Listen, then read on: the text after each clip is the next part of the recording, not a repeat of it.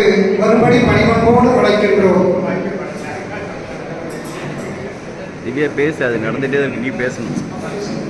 எல்லாருக்கும் வணக்கம். ரொம்ப நாள் ஆச்சு தமிழ்ல பேசி தப்பா நினைச்சுக்காதீங்க. ஸ்கூல்ல எப்பயுமே talk in English walk in English தான்.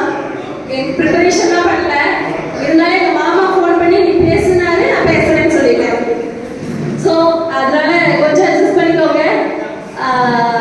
எங்க மாமாவுக்கு வாழ்த்த வயதில் வணங்குகிறேன். எங்க மாமா ஃப்ரெண்டுனால படம்ல சொல்லி மாமானே சொல்லிக்கிறேன். படம்ல மாமா உங்களுக்கு வணக்கம்.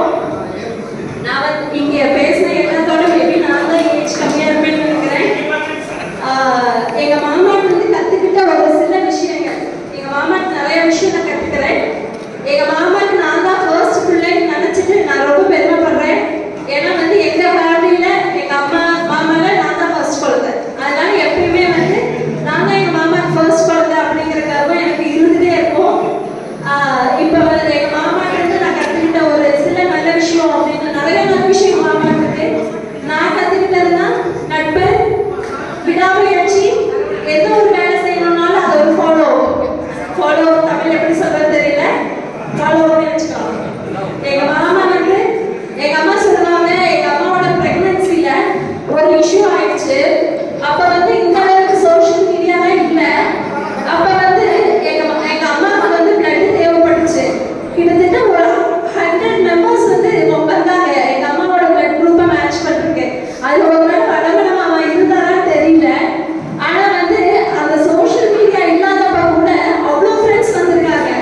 கேட்குறப்ப ரொம்ப ஆச்சரியமா இருக்கும். ஏன்னா வந்து அவ்வளோ ஃப்ரெண்ட்ஸ் வந்து அந்த பிளட் குரூப் இருந்தாங்க. எங்க அம்மாவுக்கு வந்து அது எங்க மாமா ஃப்ரெண்ட்ல யாரோ பிளட் கொடுத்துருக்காங்க அந்த டைம்ல. அந்த அளவுக்கு வந்து ஃப்ரெண்ட்ஷிப்க்கு இம்பார்ட்டன்ஸ் கொடுப்பாரு எங்க மாமா. அதுக்கப்புறம் ரொம்ப விடாமுயற்சி எங்க மாமாட்ட நான் நிறைய கத்துக்கிட்டேன்.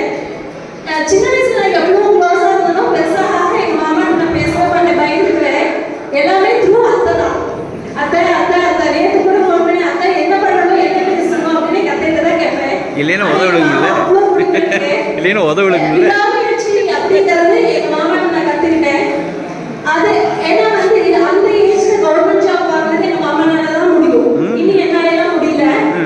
அவ்வளோ வந்து விடாமுயற்சி எந்த விஷயம் எடுத்தாலும் எங்க மாமாவுக்கு தெரியாத டிபார்ட்மெண்ட்டே இருக்காது. ஏதாவது ஒரு கேட்டா அவங்க இருப்பாங்க இவங்க இருப்பாங்க, அவங்க கிட்ட கேட்கலாம் அப்படின்னு சொல்லுவாங்க.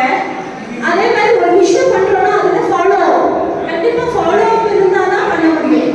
ஒரு வருஷமும் எம்ப்ளாய்மெண்ட்ல நீ ரெஜிஸ்டர் ரெனியூவல் பண்ணியா அப்படின்னா கூட எங்க மாமா கேட்பாங்க. எங்க மாமாவுக்கு பயந்துட்டு இது வரைக்கும் நான் ரெனியூவல் பண்ணிக்கிட்டே தான் இருக்கிறேன். இல்லைன்னா என்னைக்காச்சும் கேட்டா மாட்டிக்குவோம் அப்படின்னு சொல்லிட்டு. ஸோ எங்க மாமாட்ட நான் கத்துக்கிட்ட சில விஷயத்துல ஃப்ரெண்ட்ஷிப், நட்பு, விடாமுயற்சி, அதுக்கப்புறம் எந்த